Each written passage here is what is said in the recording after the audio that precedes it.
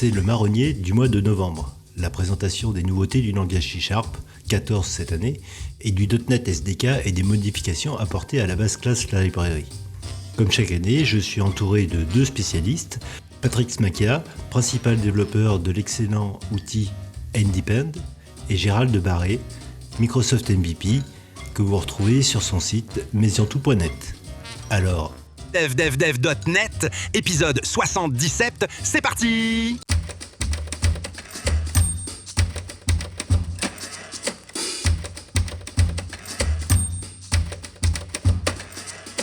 bien, et donc on va commencer ce 77e épisode avec notre marronnier annuel avec la sortie des nouvelles versions de .NET.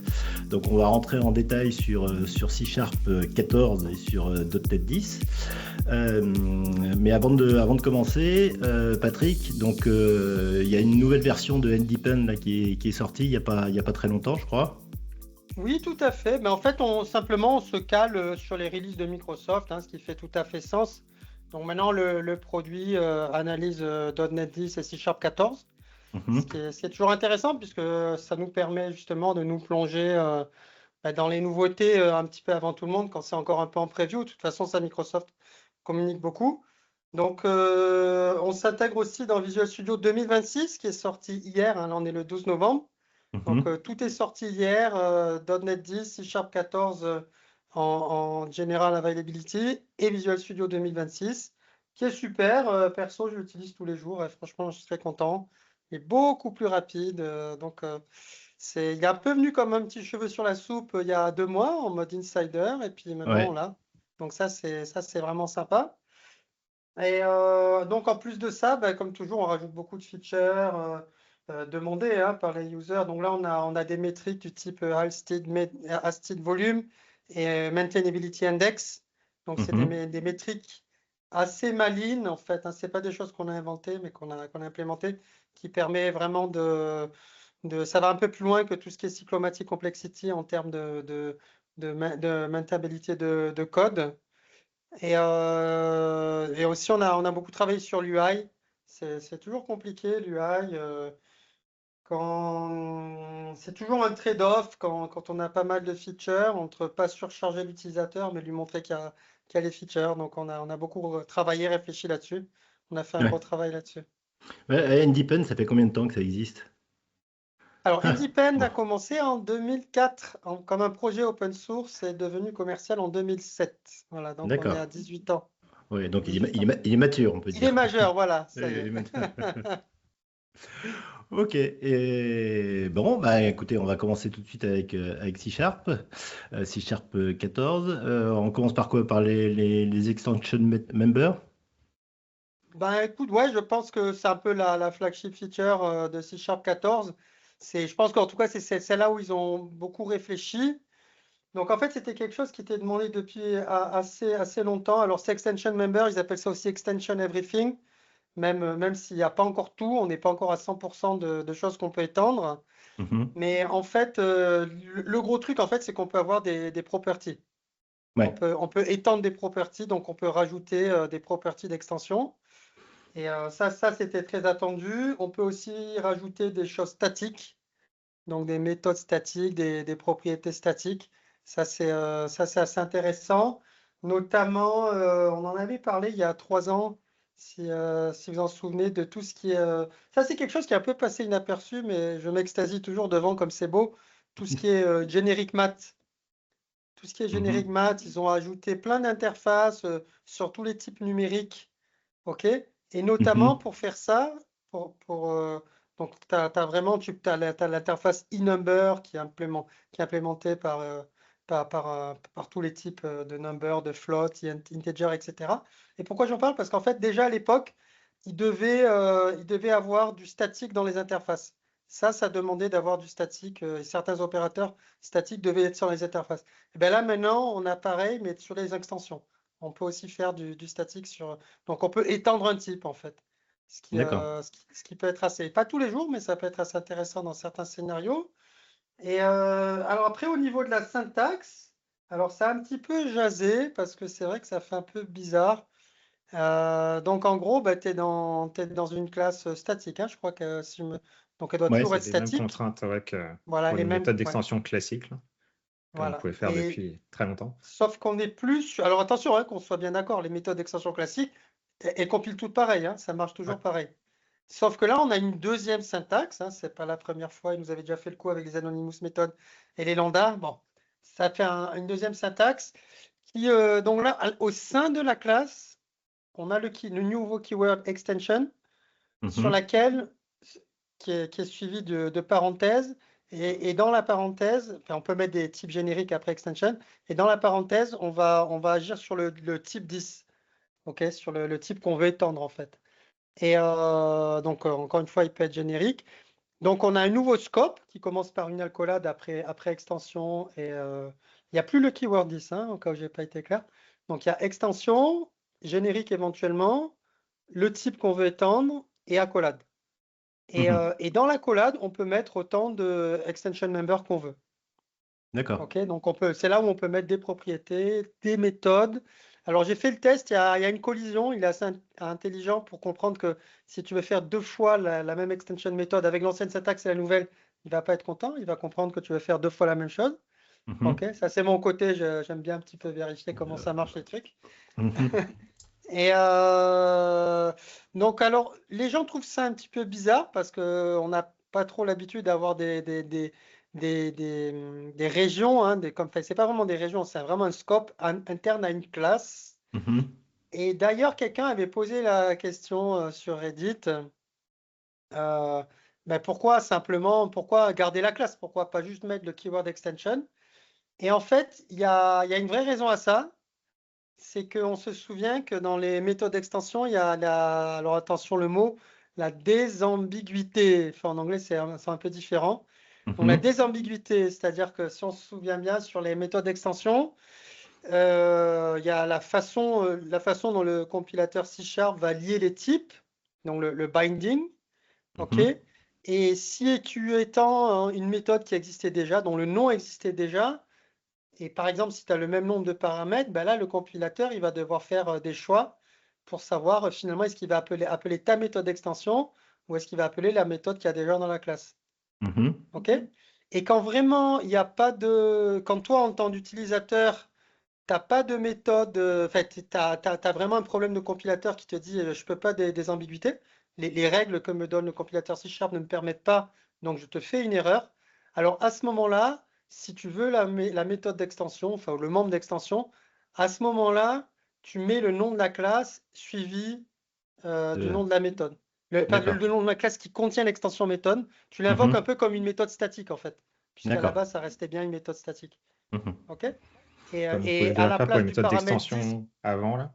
Tu pardon? pouvais déjà comme pour les méthodes d'extension avant, tu pouvais enlever l'ambiguïté juste en en la qualifiant Voilà, c'est complètement, là. c'est- C'est vraiment la ouais. même stratégie, là. C'est tout pareil, sauf que justement, la question se posait, ben, pourquoi on va garder une classe? Mais là, au moins, on comprend pourquoi il faut garder la classe, parce que parfois, on peut en avoir besoin. Sinon, quoi d'autre? Donc, je sais qu'ils veulent en faire plus, hein, ils parlent d'extension event, mais ils n'ont pas encore tout. La feature au point de départ s'appelait Extension Everything. Donc, Everything, voilà, Ouais. c'est ce que. Ouais. Ouais. Mais c'est bon, pas le nom actuel, là, mais c'était le bon, on est nom initial. déjà pas mal. Donc, il y a des Enfin, méthodes je et pense que le propriétés, gros, bah, le reste va suivre, là. voilà, le gros quand même, il est fait.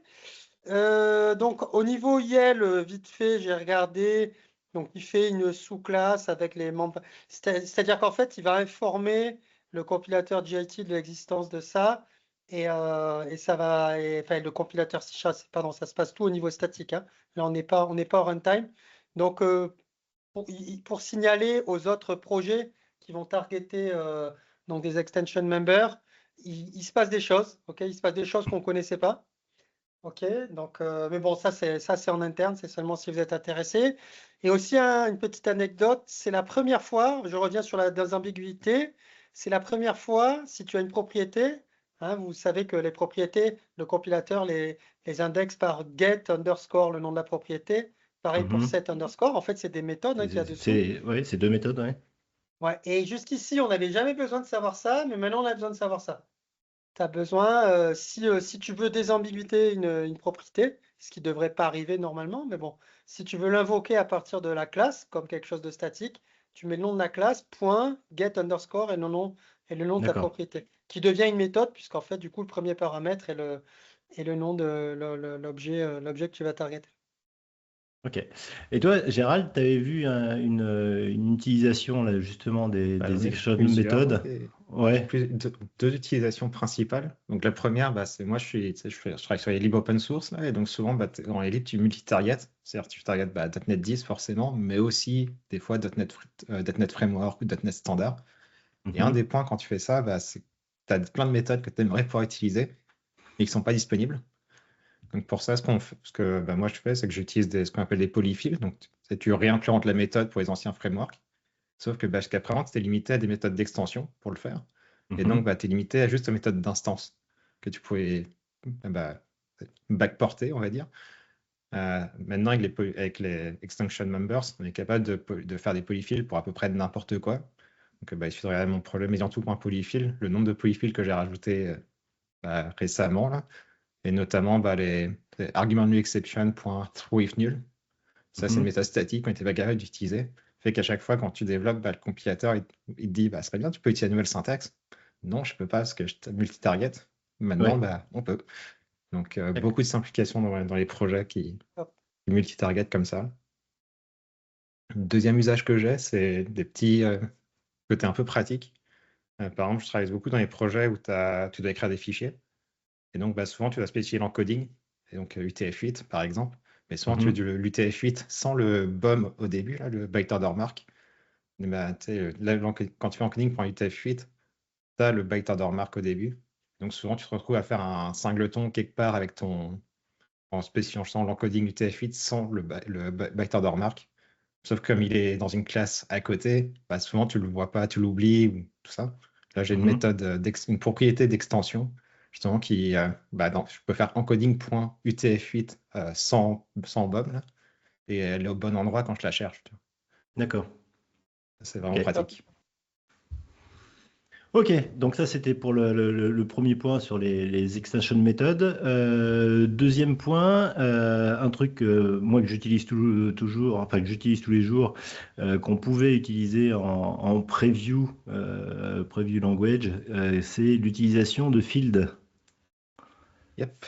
Euh, En gros, c'est jusqu'à présent, au début de .NET, les C-Sharp, on était capable de faire, quand on faisait des propriétés, on devait faire le field, la propriété, le getter, le setter. Et donc, dans le getter, on faisait return du field, dans le setter, on l'assigne.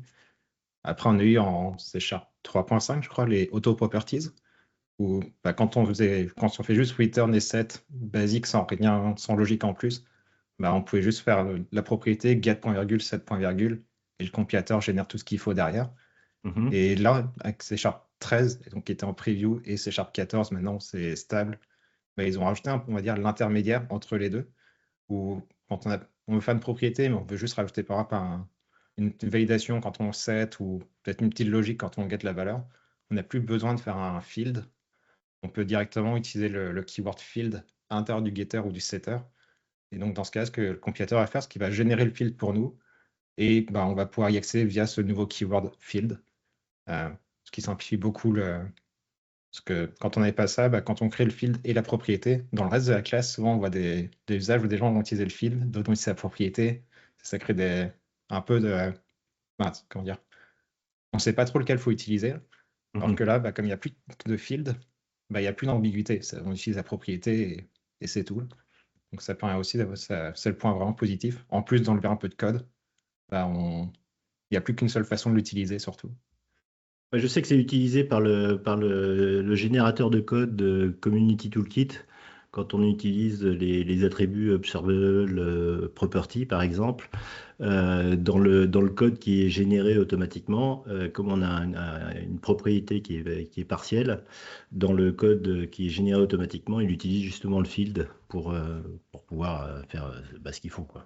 Donc c'est vrai que ça, pour les générateurs, c'est intéressant, quoi. Ouais, t'évites de leaker des membres en plus qui sont pas utiles et que t'as pas envie que les gens utilisent. Mhm. Perso, je Ok. trouve un peu dommage que là, on a C Sharp 14 Et je pense que la plupart des releases, des 14 releases qu'on a eues, elles ont eu un petit quelque chose en plus sur les propriétés. Il y avait eu le init, il y avait. Alors, à Ouais, un moment donné, ils auraient pu tout mettre sur la touch bar et on fait tout, quoi. ouais. Là, il nous faut languir, quoi. Bim, allez, quelque chose, allez, quelque chose. Et finalement, c'est un peu dur d'avoir la big picture en tête, de savoir tout ce qu'on peut faire, parce qu'on peut faire vraiment beaucoup de choses maintenant, après 14 versions. Mais bon, écoute, mieux vaut tard que jamais, comme toujours. Ouais, ouais, Mais, ouais. Ils font comme les séries, là. C'est stay tuned, prochaine c'est du saison, vous Netflix. l'aurez, quoi. Ensuite, qu'est-ce qu'on avait? On avait, oui, là, avec les spans et les read-only spans. Alors, je vous avouerai que j'ai un peu honte, mais les spans, je les utilise pas trop. Oh, Comme la majorité Ouais, des gens, je dirais. je me rends. bah, si tu as des substrings dans ton code, hein, tu regardes, hein, Ouais, si tu appelles substring, si tu appelles des choses comme ça, il faut tout de suite que tu utilises les spans, hein. ouais, ouais. Donc là, il y a quelque chose avec ça, c'est la conversion automatique entre les spans et les read-only spans. C'est Oui, c'est voilà. vraiment c'est de l'optimisation pour. C'est pas qu'une Oui, oui. optimisation, Ouais. c'est aussi une simplification. Quand tu regardes par exemple le code de .NET, typiquement, tu vois qu'il y a, en gros, enfin, pour expliquer un peu afin que tu la picture au point de départ, l'idée c'est que aujourd'hui, par exemple, tu fais une méthode d'extension sur un tableau, sur un Mhm. span, pardon, un read-only span, ça fonctionne très bien. Par contre, si tu as un tableau, tu ne peux pas utiliser la méthode d'extension, le compilateur ne va pas la trouver parce qu'il n'y a pas de conversion implicite entre le span, justement, le read-only span, vers du tableau vers les spans, justement. Ce qui fait que bah, tu te retrouves à devoir implémenter plusieurs méthodes. Une méthode qui va prendre un tableau en entrée, une autre qui va prendre un span en entrée, et donc tu as une duplication. Donc, il y a beaucoup de ça dans le code de .NET, notamment. Et là, le compilateur, maintenant, va être un peu plus smart dans sa logique je trouvais quelle méthode match, justement, ton appel. Et il va trouver, justement, cette conversion implicite-là, il va la supporter, et donc dire, bah, si tu une méthode si t'as un tableau en entrée, et que la méthode prend un read-only span, méthode d'extension prend un read-only span, bah, il va être capable de l'appeler sans problème. Mhm. D'accord.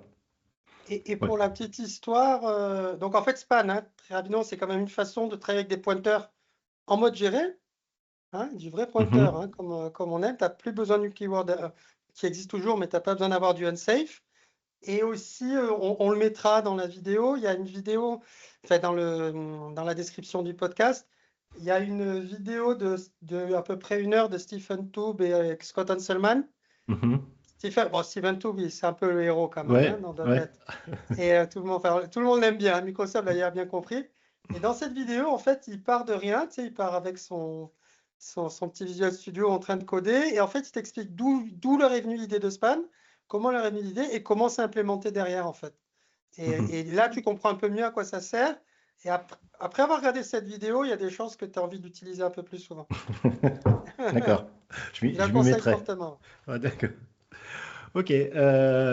Pour ensuite, on avait quoi? On avait ah oui, avec le name-off qui Sur les évolue, génériques types, oui. ouais, qui supporte maintenant les types génériques. Ouais, Bon, ça, je c'est dirais aux gens, Ouvert. honnêtement, regarde Roseline. Roseline va te suggérer la simplification, tu l'appliques. S'il te le dit, tu l'appliques, sinon, pas important. ouais, d'accord. Mm. Qu'est-ce que vous aviez d'autre Moi, sur j'avais les le null conditional assignment ouais. et je trouvais assez utile. C'est-à-dire que jusqu'à présent, ce qu'on était capable de faire, c'est par exemple quand tu as une variable qui peut être nulle, mais tu vas appeler une méthode dessus, bah, tu fais le nom de ta variable, point d'interrogation, point, et ta Ouais. méthode. Là, le compilateur va faire un null check et vérifier que ton truc est pas nul et appeler la méthode si c'est pas nul. Mhm. Et aujourd'hui, ce qu'on est capable de faire, c'est aussi des assignations conditionnelles. Si ta variable est nulle, bah, par exemple, tu fais ta variable, point d'interrogation, point, une propriété égale quelque chose. Mhm. Maintenant, ça, c'est supporté. Et le compilateur va assigner la valeur seulement si ta variable n'est pas nulle. Petite D'accord. simplification de ligne, tu enlèves un if not nul avant. Donc, pareil, Rosine va te le suggérer si tu as un cas où c'est applicable. Et ça marche également avec les méthodes asynchrones, Euh, les actions asynchrones. non, parce que enfin, je pense que tu veux dire que dans un await quelque chose qui peut être nul. Non, quand tu fais un await, quelque chose qui peut être nul, oui, par exemple. Ouais. Bah, ça fait c'est comme avant, ça fait une nulle référence exception. D'accord. Et par contre, c'est quelque chose qui est en discussion. Donc, peut-être dans les prochaines versions, il y aura une nouvelle syntaxe pour supporter ça.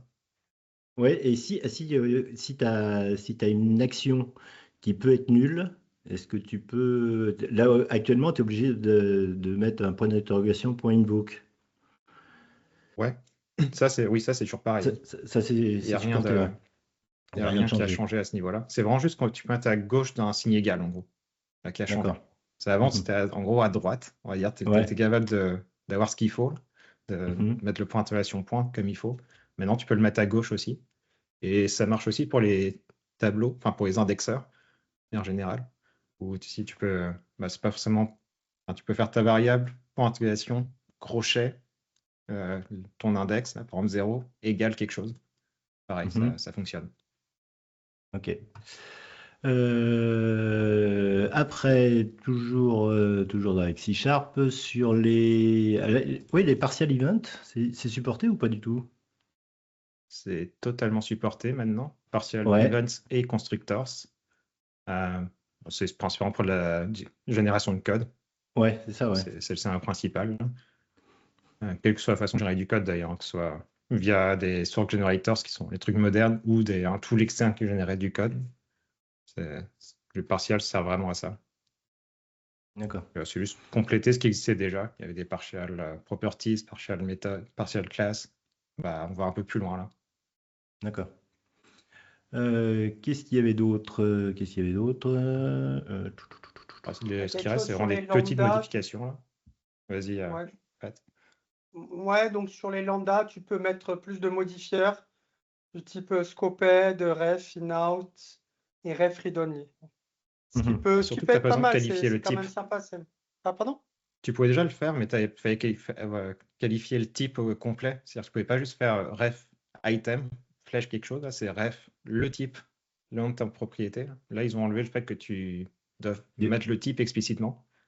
Je ne sais pas s'ils ont rajouté D'accord. d'autres keywords en plus par rapport à ce qui était déjà supporté. Je sais qu'on peut faire des refs, par exemple, avant. Donc, D'accord. Ben, moi, je te dis la liste, c'est scoped, ref, avec l'accent anglais. Et en français, in, out, and ref read only. ouais, mais par contre, je sais que greph, c'était possible parce qu'il y a une méthode enfin un cas dans .NET où quand tu veux énumérer des fichiers avec le file enumerator, tu as, justement une lambda à un moment spécifique qui prend un paramètre de type ref. Sauf que tu vas faire ref, je n'ai plus le nom du type, mais tu dois faire ref, le nom du type complet, le nom de ta variable et quelque chose. Là, on va pouvoir D'accord. enlever le nom du type, donc ça va être un peu plus agréable à utiliser. Ok. Bon, bah, je pense qu'on a fait à peu près le tour des nouveautés de C Sharp 14. Je rajouterais juste un petit détail pour ceux qui font par exemple de Entity Framework, c'est un peu le plus Ah, fréquent, avec les expression trees. Dans les expression trees, maintenant on est capable d'avoir des paramètres nommés ou optionnels de les utiliser. Donc notamment pouvoir nommer ces paramètres, des fois ça peut être utile quand on mhm. les utilise, donner un peu plus de contexte quand on écrit juste nul ou un littéral genre 10, on ne sait pas ce que c'est, on peut mettre le nom du paramètre devant, comme quand enfin, c'est juste une limitation dans les expression trees spécifiquement, mais donc un peu plus de lisibilité dans certains cas. D'accord. Bon, pour vous, c'est une bonne mouture, c'est un bon millésime.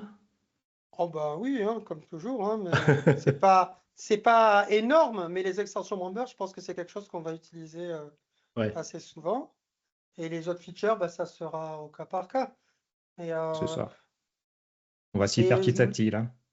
C'est comme pardon? toujours. On va s'y faire petit à petit. Tu commences à écrire ton code et puis là, ton idée te suggère, ah, Oui, tu peux utiliser une nouvelle syntaxe. Puis voilà. petit à petit, tu vas la découvrir. Là. Puis tu vas Ouais. commencer à l'utiliser. Puis des choses, tu te dis, oh, je l'utiliserai jamais. Puis finalement, 3 ans plus tard, tu te rends compte que tu l'utilises partout. Donc, Ouais, classique. Et Euh, peut-être un mot, juste 2 minutes sur C Sharp 15, Bah oui, parce qu'ils en tant ont qu'on y est, parlé, ouais. parce que c'est beaucoup demandé. Donc là, on est dans un an, dans 2026. Donc C Sharp 15, ils ont quasi promis, enfin ils n'ont pas 100% promis, mais c'est quand même assez chaud bouillant. Enfin, les types union. OK? Et ça, c'est un peu de ce que je vois sur les réseaux, sur Reddit, etc. Tout le monde râle là-dessus, notamment ceux qui viennent des Sharp qui ont ça depuis très longtemps. Et donc, ils vont le faire. Donc, alors, l'implémentation de base est pas ouf. Alors, très rapidement, un type union, en fait, c'est simplement qu'on peut avoir une variable qui peut être de différents types. Ça peut être un entier, ça peut être un bool et ça peut être une string, par exemple. OK? Mhm. Et là, la seule façon de faire ça au jour d'aujourd'hui, c'est d'utiliser le keyword objet. Mhm. OK? Ouais. Et on n'a aucune. Et le compilateur nous dit rien. Le Mhm. compilateur va pas nous forcer à dire que c'est un de ces trois cas. OK? Mhm. Et ben justement, c'est pour pallier à ça. Donc là, grosso modo, par exemple, donc l'exemple que j'avais vu, tu as pet, donc l'animal de compagnie, pet en Mhm. anglais, et tu mets dans des parenthèses, tu mets quelle sorte de pet tu peux avoir. Dog, cat ou ce que tu veux. Mhm. OK? Et là où c'est intéressant, c'est que, alors c'est pas l'implémentation qui n'est pas super, mais par contre là où c'est intéressant, c'est que le compilateur va être assez intelligent quand tu fais un switch sur ta variable. Tu as une variable de type pet, et dans le switch, s'il y a quelque chose que tu as oublié, si tu as oublié 4 par exemple, ben, le Mhm. compilateur il va te le dire. Il va D'accord. vouloir que tu les mettes, et tu n'auras pas aussi besoin de faire du défaut. Il n'y aura plus Mhm. besoin de faire, tu auras juste à mettre tous les types qui peuvent être. Donc ça peut être intéressant. Juste, c'est pas pareil, hein, si on y réfléchit bien, c'est quand même pas tout à fait pareil que le polymorphisme. C'est pas une histoire d'avoir un ipet avec des classes doc qui en Ouais. dérivent. Il n'y a pas de polymorphisme. C'est vraiment, tu es intéressé par savoir ce que c'est. Et encore une fois, il n'y a pas de conversion entre int et string, hormis le type objet. Et en deux mots, l'implémentation, bah, qu'est-ce qu'ils vont faire dedans? Ils vont utiliser le type objet en fait. Et D'accord. ça, c'est un peu un problème parce que bah, du coup, pour le boxing, hein, pour les types valeurs, Ouais. du coup, ils vont être boxés, sachant qu'ils parlent aussi d'autoriser, à partir du moment où tu vas implémenter une interface qu'ils appellent e-union, tu pourras l'implémenter toi-même. Donc, si tu veux pas de boxing, tu pourras Mhm. toi-même soit énumérer tes différents types valeurs, INT, bool, etc. Soit même être carrément plus intelligent et faire du layout sur ton type union et réutiliser les mêmes bytes, que ce soit un bool ou un integer ou quoi que ce soit. Mais là, je pense Mhm. que ça sera un peu plus. C'est quelque chose qui se fera manuellement plutôt. Mais bon, moi, si on peut le faire nous-mêmes. Alors, pourquoi les gens parlent beaucoup? Moi, je vois un cas d'utilisation très commun, c'est les retours de méthode, les returns. Quand tu veux Ouais. savoir si une méthode a fail ou pas, ben, mine de rien, il faut quand même bien un code d'erreur, qui est souvent un booléen, et ton résultat. Et donc, Ouais. c'est l'un ou l'autre. Et là, pour le coup, un type union, c'est pas mal. Ouais. Ouais. Surtout si tu Ouais. as la syntaxe switch derrière. Ouais, ouais, moi j'utilise, je me crée une classe dans laquelle il y a une classe générique dans laquelle il y a une propriété Résoudre. error et puis après la Voilà. valeur quoi, c'est À une grosso Ou façon de faire modo, value quoi. pour tuple, des ça, ça fois, sera ça propre. marche bien aussi. Ouais, ouais. Pardon? Un value tuple pour ça marche aussi, hein. Hmm. C'est quand tu Ouais. as une case simple, c'est quelque chose qui sont private ou autre. Juste tu envoies un booléen et une valeur. Et tu regardes le résultat, ça peut être bien, mais si c'est un truc dédié dans C# et qui fonctionne, c'est encore mieux, hein. Ouais. Et moi, je Ouais. suis un dinosaure, j'aime bien avoir une méthode bool avec try quelque chose. Voilà. Ouais. Aussi, mais ça marche pas pour de l'async, par exemple. Ça marche pas pour la SIG, ouais, tout à fait. Ouais, Oui, tout absolument. à fait. Oui. C'est le cas d'utilisation, de cas d'erreur. Ouais. Ça, c'est le cas. Ouais. Ok, bon, on va faire une petite pause et puis on va passer maintenant à C Sharp, C Sharp, à .NET 10. .NET 10. Donc, on se retrouve dans quelques instants. devdevdev.net.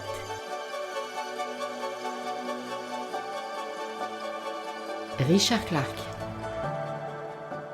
Bien, bah pour continuer, donc là, on va parler de .NET 10, du SDK de .NET 10. Une des principales nouveautés, on en a déjà parlé dans une des tables rondes, c'est la possibilité d'exécuter directement un fichier. Oui, tout à fait. Ben, en Euh, fait, maintenant, .NET supporte la commande run suivie du nom d'un fichier source, tout simplement.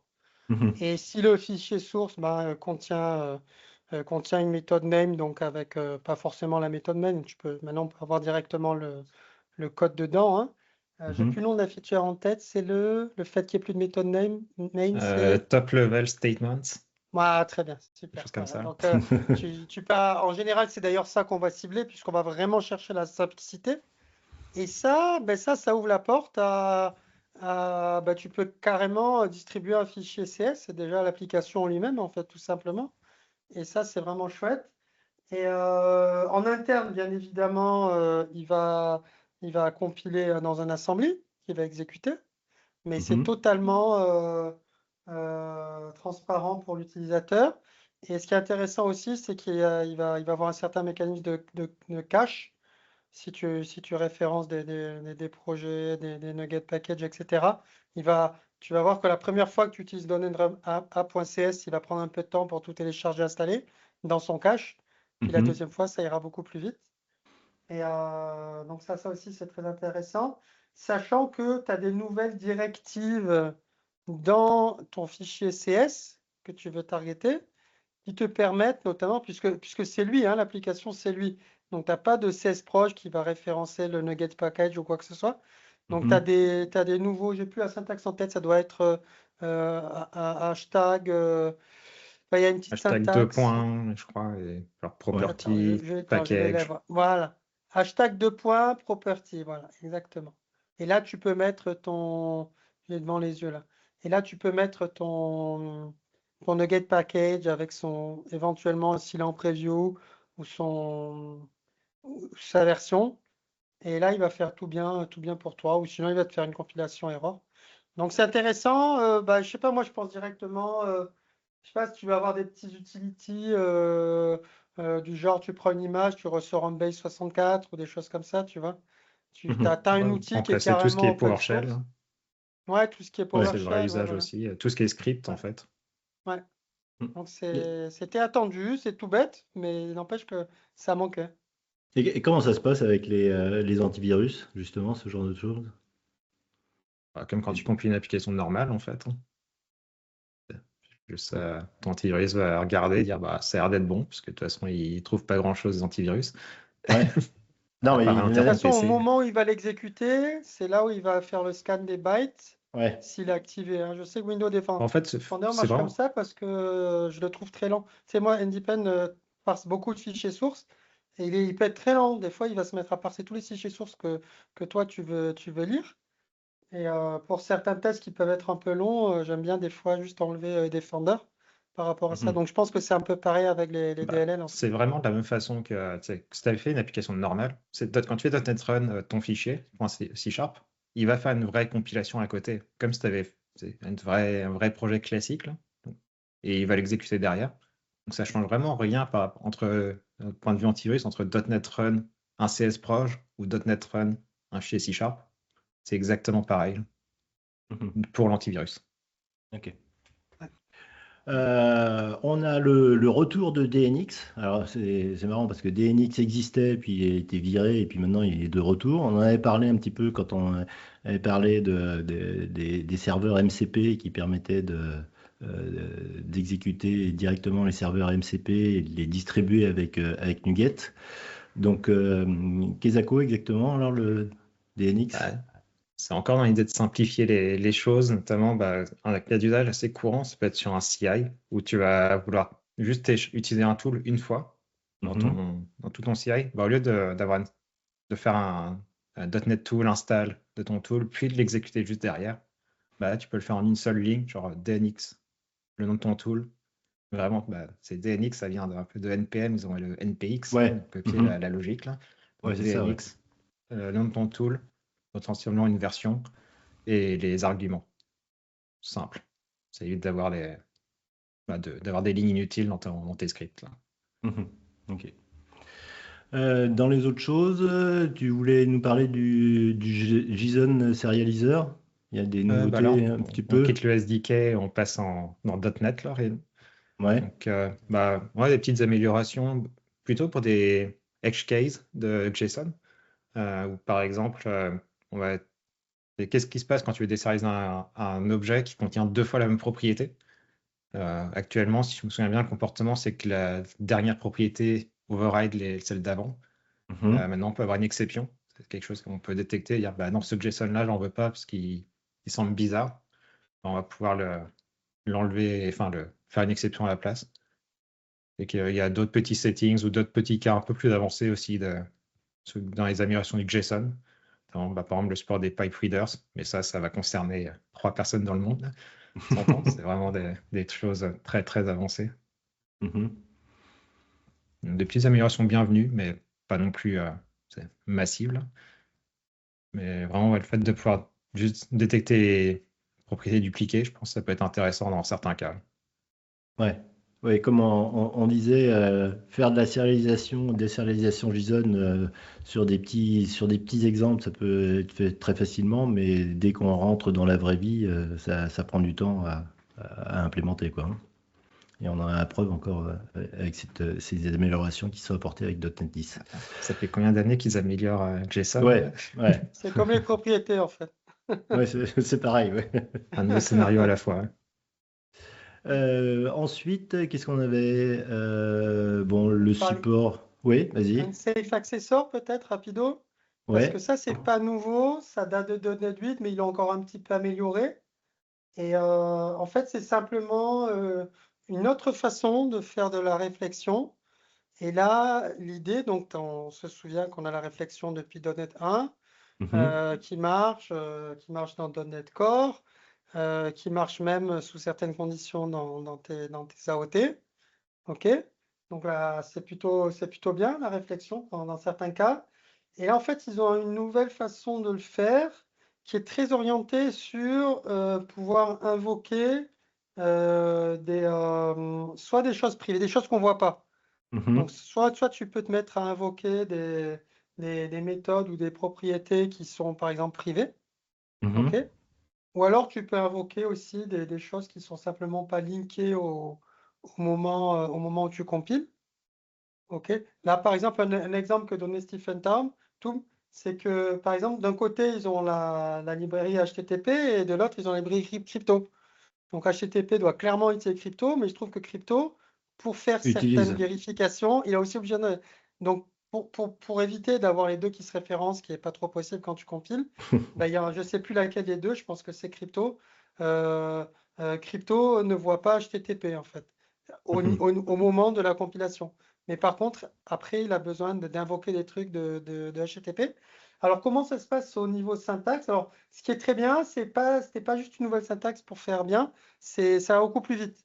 C'est-à-dire qu'en fait, l'idée, c'est de donner plus d'informations au runtime, ok? Mhm. Donc, des informations que tu vas embedder dans la compilation pour qu'il aille plus vite, en fait, au runtime. Voire même, je crois qu'il parle de zéro overhead, hein, quand même. Donc, par rapport à si tu invoquais, si Direct. tu collais ta méthode directement. Alors, en fait, à Mhm. quoi ça ressemble? Ben, tu vas déclarer une méthode externe, hein, donc, on se souvient du mot-clé externe, par exemple, pour les pinvoke, on avait déjà un peu ça, hein. C'est un peu Mhm. la même idée d'ailleurs, hein. Pinvoke, au moment où tu compiles, tu as quelque chose dans leur lib 32.dll que tu peux pas avoir accès parce que c'est pas du C#. Ouais. Donc, tu vas dire externe, tu vas dire que c'est pinvoke. Tu n'as pas le mot-clé pinvoke, mais derrière, il va comprendre que c'est t'as la DLL, DLL import attribute, Mhm. exactement. Ben là, au lieu d'avoir DLL import attribute, tu as unsafe accessor attribute. Donc, D'accord. tu déclares ta méthode externe, et là, c'est très bien, parce que du coup, ta méthode, elle est strongly typée. Elle est fortement typée, c'est-à-dire que tu peux lui définir ses paramètres en entrée, ses paramètres en sortie, et au moment, et c'est là, et c'est ce que je voulais dire tout à l'heure, c'est là où ça va aller plus rapidement, parce que au runtime, il a déjà l'information du typage de la méthode, en fait. Mhm. Il a plus qu'à la binder une fois. OK, la première fois qu'elle est invoquée, il va essayer de la trouver. Alors, comment il fait pour la trouver? Dans le unsafe accessor, tu vas lui donner le nom d'une manière string, dans une string. Mhm. Et le nom, D'accord. le fully qualified, hein. Donc, il faut le namespace. S'il est générique, il faut les arguments génériques, etc. Et, euh, et donc, ça veut dire que c'est toujours. Alors, d'un côté, c'est strongly typed au niveau de l'endroit où tu appelles, hein, le call site. Là, c'est Mhm. strongly typed puisque ta méthode externe, elle existe. Mais par contre, ça peut quand même foirer au runtime si ce que tu lui as mis en string, il n'est pas retrouvé. Ouais, De la d'accord. même façon que pour une réflexion. On peut pas, il n'y a pas de free lunch, quoi. À un moment Mhm. donné, ça reste une string, on ne peut pas faire beaucoup mieux. Et pourquoi j'en parle? Parce que donc déjà, ça été introduit avec .NET 8. .NET 9, ils l'ont amélioré, hein, avec le support des génériques. Et .NET 10, ils vont un petit peu plus loin. C'est quand, dans les paramètres in ou out de ta méthode, tu as des choses que tu ne peux pas voir. Imagine, tu as un type internal Mhm. que tu ne peux pas voir. Et bien là, tu as un nouvel attribut qui est unsafe accessor type. Et là, pareil, tu mets le nom du type fully qualified. Et là, pareil, au runtime, il va le binder une fois grâce au fully qualified string. et s'il le trouve, ben, tout va bien se passer. Et encore une fois, si la string elle donne sur quelque chose qu'il ne trouve pas au runtime, ben, tu auras Voilà, ça, ouais, soit un missing method exception ou un truc dans le genre. ouais, bah, comme pour les externes classiques, quoi, entre guillemets. Comme externe ou comme la réflexion. Ouais, d'accord. Ok. Qu'est-ce qu'on avait d'autre? Gérald, tu voulais nous parler On d'autre chose? avait LinkQ sur les iAsync enumerables. C'est-à-dire que jusqu'à présent, on avait des méthodes .where, .select, plein de choses là, mais ce qui marchait seulement sur les iEnumerables ou iQueryable aussi. Mhm. Ils ont rajouté une shitload de méthodes maintenant sur les iAsync enumerables pour faire exactement la même chose que sur des enumerables. C'est un besoin qui est quand même assez fréquent, parce que c'est quand même, je vois de plus en plus d'usage, en tout cas, de iAsync enumerable dans le code. Souvent, on a envie Mhm. juste de filtrer ou quelque chose comme ça. On se retrouve à devoir le faire manuellement, faire un Mhm. wait for each, par exemple, puis faire écrire du code, là, ce qu'on n'aime pas, au final, mais du code un peu basique, là. Donc, là, ça va quand même être utile. Oui, et ça, c'est comme tu disais tout à l'heure, là, c'est quelque chose qui, dans la documentation, bizarrement, ils l'ont pas mis en avant, quoi. Je ne l'ai pas vu dans le blog post, parce que je trouve Ouais. assez étonnant, parce que quand on a discuté hier avec Job là, de ça, beaucoup de gens disaient «Ah, enfin!» Je suis Ouais. surpris qu'eux ne l'aient pas documenté, plus mis en avant en tout cas. Ok. Et sur Euh, le même sujet, très rapidement, enfin, c'est pas tout à fait .NET 10, mais je sais pas si vous avez vu maintenant, il y a des petits malins qui arrivent à faire du zero allocation link. Et les gens commencent à demander à Microsoft, bah, ça serait bien que ça soit là. C'est-à-dire qu'en fait, c'est du link avec des enumerables, mais sans allocation d'objets et des énumérateurs derrière. Tout ça, mhm. c'est fait grâce notamment au keyword ref, qui vient aussi de span, hein, pour revenir à span. Donc en fait, tu n'as plus besoin d'allouer des objets quand tu utilises ton link. Si tu utilises cette librairie qui est Z-Link, non, je crois, hein, ça doit être Z-Link. Ouais, Z-Link ou Zero Et Link, donc, je ne sais plus. Ouais. donc à un moment donné, j'imagine que, je sais pas quand, mais Microsoft, ils doivent bien regarder ça de près parce que c'est quand même pas une petite performance Ouais, après, improvement. c'est des trade-offs toujours. Parce que tu te retrouves aussi avec plus de méthodes à JT. Est-ce que si tu fais juste un call simple, c'est peut-être un peu plus lent versus si tu en fais quelque chose de vraiment très répétitif. Hmm. Pour ça, ce sont toujours des trade-offs, là. Ouais. Je ne Ouais, il y sais a un pas à petit quel point ils trade-off vont vouloir l'intégrer. à voir. Peut-être qu'à un moment donné, on aura un nouveau namespace Z-Link ou je sais pas. On verra. À voir. Ok. Dernière chose. Bon, les performances, comme d'habitude, allez voir le blog post de Stephen Toub, qui est, si vous avez une après-midi à perdre, enfin à gagner plutôt, Ah non, à déjà, gagner. moi, j'ai bien aimé la section D-abstraction et Object Stack Allocation, c'est-à-dire qu'en fait, quand le JIT il est assez intelligent pour voir quand un objet il va pas s'échapper, hein, s'échapper, Mhm. ça veut simplement dire qu'il n'y a pas de moyen qu'un objet que tu alloues dans ta méthode, il aille se retrouver dans un résultat retourné ailleurs ou que tu l'appelles avec du i5 ou quoi. Enfin, quand vraiment il a bien checké que tout va bien, et ben, l'objet, maintenant, ils arrivent à l'allouer sur la stack. Ce Mhm. qui fait sens, puisqu'en fait, l'objet, sa durée de vie ne va pas dépasser la durée de vie de la méthode qui est De en la train d'être méthode. exécutée. Et Mhm. du coup, bah, ça, dans certains cas, déjà, pour le garbage collector, ça lui fait un peu moins de travail. Et puis, si tu en alloues plein des objets comme ça, bah, mine de rien, ça peut chiffrer, quoi. Ouais. Ouais, tu as d'autres optimisations qui rentrent en compte après ça aussi. Parce que si c'est sur la stack, il y a d'autres choses comme sur les stacks, il y a pas mal d'optimisations qui peuvent rentrer en compte. Là, les Mm. mêmes vont pouvoir aussi être prises en compte. Et donc, potentiellement, il y a encore plus de choses derrière. En C'est fait, leur intéressant. travail, ça consiste justement maintenant à énumérer tous ces cas-là et aller de plus en plus loin. C'est pareil que l'inlining aussi, hein. Le fait de prendre le code d'une méthode que tu appelles souvent et de le copier directement à l'intérieur du code de la méthode appelante, de Mhm. façon à plus avoir le jump et avec le passage des paramètres, etc. Et en fait, ils prennent de plus en plus de cas et je pense que les prochaines années, ça sera comme ça aussi. Et ils essayent d'être de plus en plus malins. Moi, je me demande quand même au niveau JIT, parce que mine de rien, à chaque fois, tu rajoutes des vérifications au JIT. Donc, tu vois, Ouais. s'il a trop de vérifications à faire, tu vois, là aussi, tu as un trade-off, quoi. Mhm. Si... Même si c'est qu'une fois. Mhm. Ok, bon, je pense qu'on a fait on a fait le tour. Il n'y a plus rien encore. Bon, on Il y pourrait. a plein de choses, mais Ouais, il y a plein de choses, Allez, mais. deux petites choses, si tu veux, Ouais, vas-y, rapides. allez. La première, sur les zip files, beaucoup d'améliorations, notamment un support de async complet cette fois. Donc ça, c'est des choses qu'on n'avait pas et qui, par exemple, quand tu veux écrire un fichier zip directement dans une réponse dans SPNet Core, comme ils faisaient des calls synchrones, tu avais une exception. Ça ne doit plus être le cas normalement maintenant. Ça, c'est un bon point. Et le deuxième point, c'est on voit quand tu regardes la release note, en fait, quand tu regardes un petit peu de bout en bout, tu vois qu'il y a beaucoup de choses sur de l'AI. Donc, il y a les librairies Microsoft Extension AI, je ne sais plus ces noms Ouais. exacts là. Ouais. Mais ce qu'on se retrouve dans le framework .NET, c'est un des protocoles qui sont utilisés par les LLM dans les réponses, ils veulent streamer la réponse. Donc, tu te retrouves à utiliser du server-side event, SSE.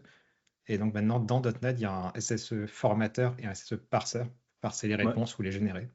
C'est bien. On peut voir que même dans .NET, il y a des choses qui doivent venir du besoin de l'AI au point de départ, qui se retrouvent dedans. Et ça n'existait pas avant, ça, le SSE Event? Il est dans le diff, dans l'API diff, donc il me semblait qu'il y avait de quoi aussi, mais je l'ai vu dans le diff, c'est peut-être juste en preview, c'était peut-être juste Ouais, c'est peut-être dans un parce autre que- package à côté. Là, c'est built-in. Ouais, parce que je crois que je me suis amusé avec, donc avant .NET 10, donc peut-être Ouais, que. je pense qu'ils l'ont juste déplacé et mis dans le Ouais. cœur de .NET. Là. D'accord. Allez, juste une question en 10 secondes. AI, totale révolution pour vous ou juste un petit truc de productivité qui est bien? Moi, en ce moment, je l'aime bien parce que je suis en train d'écrire des PowerShell dans des YAML pour faire des CI. Là. T'es sûr que ça c'est bien, ça marche. Ça dépote, Et t'as ouais. vraiment pas envie de l'écrire toi-même, donc Ouais. Non, mais je sais pas si tu as écouté le dernier podcast que j'ai fait, qui était avec Loïc Carrère, qui a fait un outil qui s'appelle LMKit, qui lui fait de l'AI, mais de façon très concrète. C'est-à-dire que c'est pas un framework dans lequel tu vas l'implémenter et tu essayes de faire des choses qui marchent, quoi. Lui, il part d'exemples très concrets, comme par exemple de l'analyse de factures, du text summary, etc. Et lui s'est déjà penché sur cette problématique et a optimisé, et avec toujours une approche d'avoir de l'AI en local et pas de l'AI en serveur pour engraisser les Ouais. différents cloud providers, quoi. D'accord. faut laisser nos actions monter. Là, c'est Ouais. Bien, écoutez, merci pour toutes ces présentations de nouveautés de .NET 10 et de C# 14. J'espère que moi je vais migrer mon principal projet incessamment sous peu sous .NET 10. Je pense que la migration se fait relativement simplement, il n'y a pas de choses. Alors, si tu es sur Visual Studio, je crois qu'il n'y a que le 2026 qui fait tourner .NET 10. Ils n'ont pas mis en 2022 qui fait tourner le preview, mais je crois pas qu'ils veulent que 2022. Ouais. Forcer je les pense- gens à migrer. Ouais, ils veulent forcer les gens à renouveler leur Ouais. licence. ce qui est pas étonnant. D'un Ouais. côté, VS 2026 marche bien. Ouais. Pas eu de Ah, il problème. est super. Ouais. Non, et puis au niveau de l'UI, c'est sympathique, quoi. C'est un peu. C'est juste C'est que un dans peu les plus thèmes, ils responsive. n'ont pas le bleu, le bleu mauve là. Ça, il n'y a pas plus de thème bleu mauve light. Mais Ouais. bon, à part ça, et leur chewing-gum, ils me donnent un peu la gerbe. Leur thème chewing-gum. Ok, merci à vous. Et puis on se retrouvera l'an prochain pour C# 15 et .NET 11. Volontiers. Allez, ciao. Ciao.